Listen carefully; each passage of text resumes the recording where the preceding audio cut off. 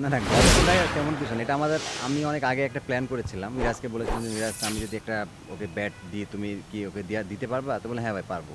তো এটা আসলে ও আমাকে ২টা ৩টা ব্যাট দিয়েছিল। তো আমি যখন একসাথে খেলতাম, তো ওই দিক থেকে চিন্তা করলাম যে আমিও তো ফ্যাক্টরি এখন দিয়েছি, ওদের ও ব্যাটটাও একটা দিই আরকি। তো কেমন ওর একটা রেসপন্স।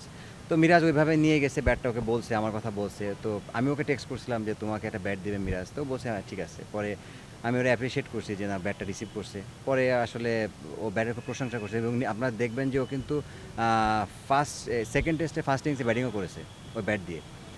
পরে আমাকে মিরাজ বলছিল যে, "ভাই, ওটা দিয়ে ওকে ব্যাটিংও করেছে।" পরে আমি বললাম, "তুমি কিভাবে দেখলা?"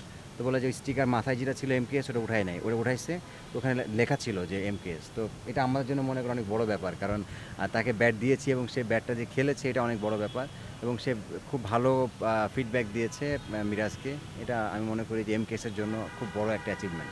দেখুন, প্রিপারেশন আমি শুরু করলাম মাত্র ফিটনেসের কাজ। আমি সেই প্রিমিয়ার লিগের পর থেকে লন্ডনে ছিলাম, ওখানে লিগ খেলেছি। ক্রিকেট অনেক খেলেছি, বাট ফিটনেস নিয়ে আসলে অত বেশি কাজ করা হয় নাই খেলার ভিতরে থাকলে।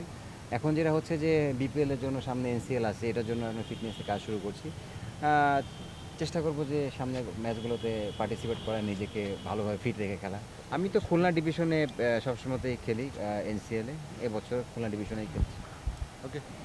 দেখুন, প্রথমত হচ্ছে যে না থাকলে তো আর এটা আমার কিছু করার নাই, আমার হাত নাই। যেহেতু কুমিল্লার মতো ফ্র্যাঞ্চাইজি একটা, আমি আমি মনে করি যে বিপিএলে থাকাটা কিন্তু বিপিএলের জন্য ভালো। কারণ ওনারা এত বড় একটা দল এবং সবসময় ভালো টিম বানায়, তৈরি করে, বড় বড় তারকা প্লেয়ার নিয়ে আসে। আমি মনে করি যে এটা আহ, ওই দিক থেকে যদি বলেন যে বিপিএলের কিছুটা হলে গ্ল্যামার একটু কমবে। কারণ ওরা যেভাবে প্লেয়ার নিয়ে আসছে, হয়তো বা আমি জানি না এবছর হয়তো বা ওরকমভাবে প্লেয়ার আনবে কিনা, বাট মানে বিপিএল কুমিল্লাকে মিস করবে আমি মনে করি। দুই একটা টিম বলেছে, বাট আসলে ওইটা আসলে অফিসিয়ালি ওইভাবে কিছু হয় নাই, বাট মৌখিকভাবে কথা হয়েছে। তা আমি মনে করি যে আহ, আগামী তো 14 তারিখে আমাদের অকশন, তারপরে আসলে বোঝা যাবে কি হবে। এখনো আমি মনে হয় গ্রেড সিস্টেমটাও আমিও নিজেও জানি না যে আমরা কোন গ্রেডে আছি। এটা একটু দেখি, আর কয়েকটা দিন পরে তারপরে দেখা যাবে। আসলে দেখেন, আমার আক্ষেপ, আফসোস না তো না, জিনিসটা হচ্ছে বাংলাদেশ ক্রিকেটের আক্ষেপ বড় ছিল। কারণ বাংলাদেশ ক্রিকেট, আমি সবসময় কথাটা বলেছি যে অনেক কিছুই আমরা আরও ভালো উপরে যাইতে পারতাম, ওটা যাইতে পারি নাই। অনেক সিস্টেমের প্রবলেম ছিল, অনেক কিছু প্রবলেম ছিল।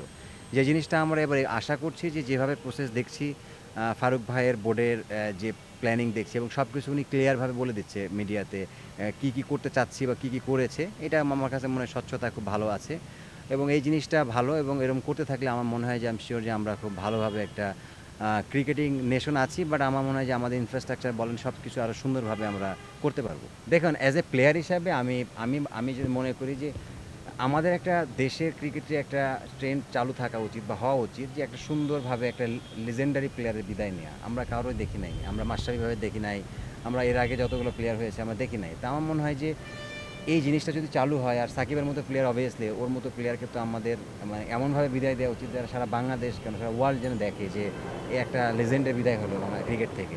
তা আমার মনে হয় যে এটা সবাই চাচ্ছে, আপনিও চাচ্ছেন, আমিও চাচ্ছি, দেশের মানুষও চাচ্ছে। হয়তো বা কিছু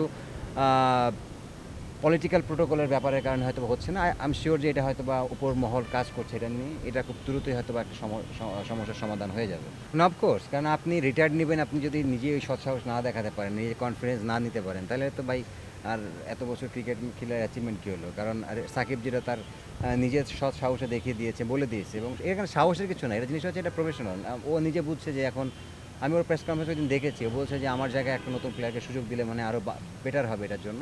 এটা অবভিয়াসলি এটা আমি অ্যাপ্রিসিয়েট করি কথাটাকে। কারণ দেশের হয়তো বা সার্বিক পরিস্থিতি চিন্তা করে ওই ওই উনি ওই সিদ্ধান্ত